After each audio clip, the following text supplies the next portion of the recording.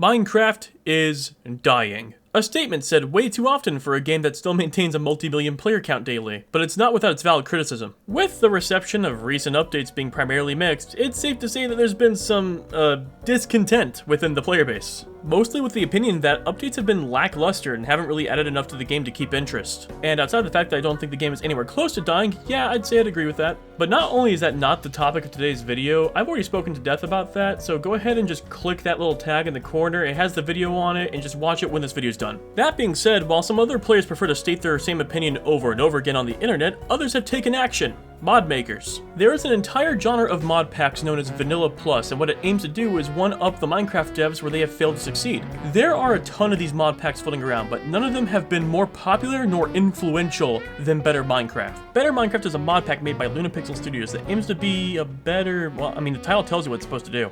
Does it succeed? Does it fail? Does it kill your grandma? These are the exact questions I'm going to be answering for you today. However, before we begin, I probably need to tell you guys what criteria I have for the pack. In this video, I'll be reviewing it based on 4 categories. 1. What additions does the pack bring and are they meaningful? 2. What does the mod pack rework and is it a good rework? 3. My overall opinion on the pack. And a secret 4th category that I'm going to save till later. So sit back, relax, and enjoy the ride. And you know, while you're at it, consider hitting that like and subscribe button. Or don't. I mean, you do you. I'm not your mom. And let's kick this all off with what additions the pack makes. This mod pack's name is actually derived from the mods that are the meat and potatoes of this pack. These mods in question being Better Nether and End by QuickQuick, and of course Young's collection of Better Dungeon mods. The collection of these mods vastly overhaul numerous structures and dimensional biomes to make the world inside a better adventuring experience. Though that's not all we got in this pack. Not only do we get these, we also get 5 new dimensions. These new dimensions being Otherside, Everdon and Everbrite, Twilight Forest, and the well-known Aether mod. This of course means that in this version of Minecraft, we have 7 dimensions. Holy shit.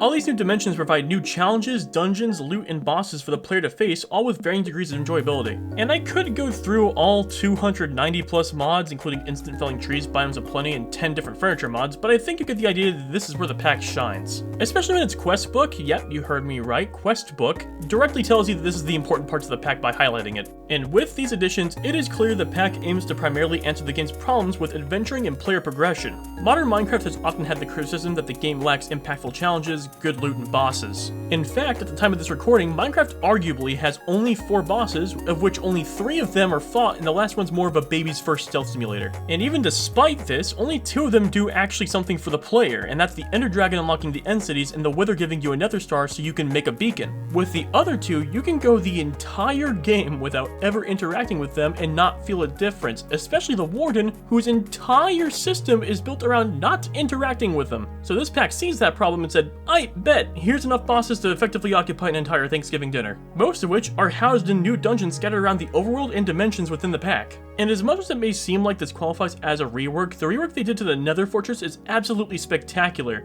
In fact, it's so strong that it's practically its own dungeon, so that's why I put it in this section. Not only does the fortress look way cooler than the vanilla version, but it also features a proper castle piece with a dungeon so deep it goes underneath the lava level of the dimension. It is badass. Like, I genuinely got lost in this thing and fell in love with the work that was done here, and it felt like I was exploring it for the first time again. Now, it's also worth noting that this pack also goes out of its way to rework the loot pool, but let's come back to that at the actual rework part. It is so much content. Almost too much content, and that's where the issues begin. Look, let me get this straight. I absolutely adore most of the additions in this pack, and this pack is adding 100% quality mods. But this is a grading of what is supposed to be a better Minecraft, and that's exactly why it's a problem. There is just way too much here for a player to do, and all of which just scattered around all over the place and almost feels detached in some cases. Like, for example, let's start with the dimensions. I can understand the Aether being added. It's literally the most popular and highest demanded dimension to be added officially to Minecraft, and even though it adds new equipment slots, it all feels very vanilla friendly. I can even understand the other side, as there's clearly a portal frame in the ancient city to incite the mindset of a new dimension behind it. However, this begs the question. Why in the hell are Everdawn, Everbrite, and Twilight Forest here? Look, Twilight Forest is a good mod, sure. In fact, my first time experiencing this mod was within this pack, and I love it. The problem is that it feels really out of place in something that's supposed to be a better Minecraft experience. It's a dimension that limits sandboxing space until you fight certain bosses in a certain order, which feels odd in a sandbox game where the objectives are supposed to be whatever you want them to be. Forcing objectives is nice in a mod, but if we're trying to make this into a better Minecraft experience, it doesn't belong because what it's doing is now streamlining how the player progresses in a certain dimension, which has never happened in any other dimension before. That being said, the Ender Dragon does open the end cities only after you defeat it, so it could be argued that Mojang has done this before. But the difference is that the end cities aren't even discovered until the player defeats the Ender Dragon, whereas these biomes are blatantly in your face telling you, hey, you can't go here till you fight the guy. Also, your sandbox isn't limited in any of these dimensions. I mean, sure, the Ender Dragon could destroy your stuff on the End Island, but I mean, you could still build whatever you want on there, and your imagination is still allowed to run rampant. The biomes are locked off, so you're actually prevented from making the things you want to make. Is it a bad mod? Absolutely not. I love this mod, but it doesn't really feel like it should be a Minecraft feature. However, the same cannot be said for the Everbrite and the Everdon. I do not like these dimensions, and I will explain why. Everbrite and Everdon actively reduce the player's progression down to 0 so you can collect new resources in this dimension. And by reducing it to 0, I mean it mocks you by telling you that your tools, weapons, and armor are ineffective in this dungeon when you try to use them. And you might be saying, okay, so I just have to start from scratch and get new resources in this dimension. Correct, but you want to know how good the resources are in this dimension? The exact same as the ones in the overworld. I'm not joking. And to make matters worse, the way you access this dimension is by finding a rogue villager who's not in any villagers, hope it randomly spawns in the world somewhere that's at least nearby to your house, and then you have to trade emeralds for the lighter and grab the bricks from him to finally get access to one of the 2 dimensions. And your reward for all of this is diamond level gear, which you could have easily done by mining straight down to the correct level and strip mining. And that's all you would have had to have done, compared to the long journey you did to do the same thing. And on top of that, you get 2 dungeons in each of the dimensions, and that is all you get. Compared to the other dimensions in this mod pack, these 2 are the most milquetoast of the entire collection, and honestly, you could just avoid them. You can just avoid them and it wouldn't hurt your game at all. These dimensions feel kind of tacked on. They don't feel like they have any purpose. When you compare them to what the other dimensions offer you, they offer very little and just seems like it's there to bolster numbers. And this is exactly what I mean by adding stuff with meaning, because these 2 dimensions are meaningless. They don't need to be here. If we remove these 3 dimensions, it not only declutters the pack, but it actually makes a lot of sense progression-wise. You go to the Nether for netherite, glowstone, and blaze rods. That way you can go to the Aether for the gear in your unique slots, and the End to access the End cities. After all that's done, then you can come across an ancient city and visit the other side.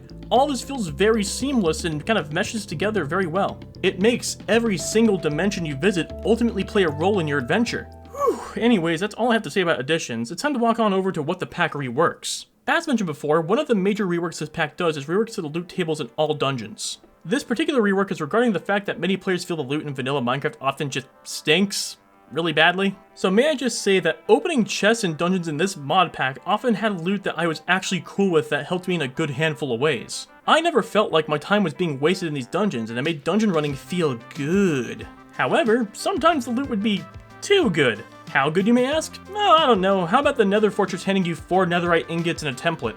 This is really dumb. Netherite is supposed to be a rare metal that the player actively has to look for, while the template itself is the piece in dungeons you're supposed to find. Was this tedious? Yeah, but that was the point. You get fireproof, highly durable, and protective gear that further invalidates a lot of the challenges of the overworld. To just hand it out like lollipops where I get 4 ingots without ever mining and working for it makes it feel less like an accomplishment and more of a handout. I didn't go, yes! When I saw them in the chest, I went, oh, okay, and walked off like I didn't just get the ingredients to endgame gear. While a lot of the new loot has been nice and refreshing, an important part of loot pools is the all-important balance of it, and I'm telling you right now, this shit might need to be ran back to the notepad. But aside from this, were there any other reworks? Outside of the mod letting you place blocks underneath the block you're standing on, none that I noticed. And considering the fact that I can already think of several things that needed to be reworked, it's needless to say that this is incredibly disappointing. Again, I need to reiterate that if this was a normal mod pack, this wouldn't be a problem, but as the supposed better Minecraft, to not touch upon mechanics that have remained dormant is kinda strange.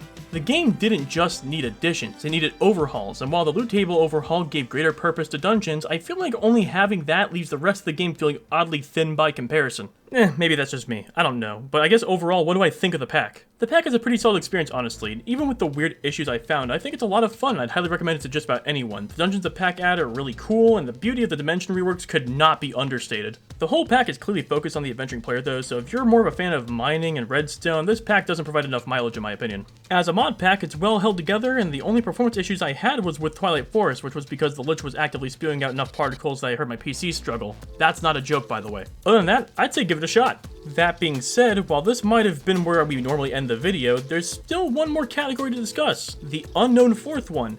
Is it a better Minecraft? I'm just gonna rip the band-aid off. No, I don't think it is. This is not to say it's a bad pack, but I don't think what it accomplishes really makes Minecraft that much better. For one, and this may sound silly initially, but I think the pack itself feels too modded, and I can already hear the comments lining up to mock my ass, but hear me out, just hear me out. Yes, it's a mod pack, but it's a mod pack that claims to be the better version of the base game.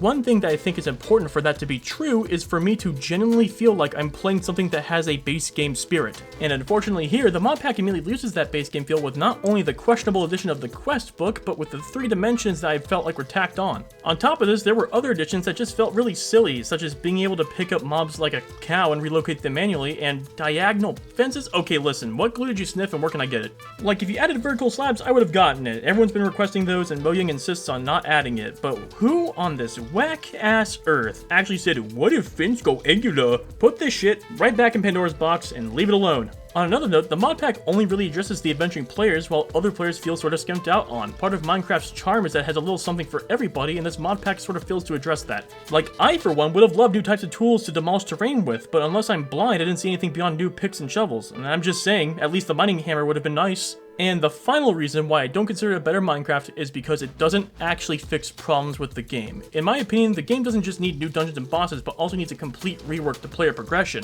Potions feel unapproachable, inventory management is still a complete pain made worse by all the new items the pack adds, enchantments haven't seen a valuable update since they've been added, and on top of that, still relies on RNG, which can undo a player's hard work if the enchant sucks. And no, just adding new enchantments doesn't change that. Honestly, I could say more about enchantments, but that's a topic for another video. The point is, the pack focused so hard on adding new stuff that it rarely ever touched existing systems in a way that made it feel better to play. So in the end, it's a fun pack to play through for sure, but this isn't a better Minecraft. So thank you all for watching. If you have a pack you'd like to recommend, leave a comment down below. I'm typically pretty good about responding to the comments. And this has been the Bottom Dweller. Dig that dwarf hole.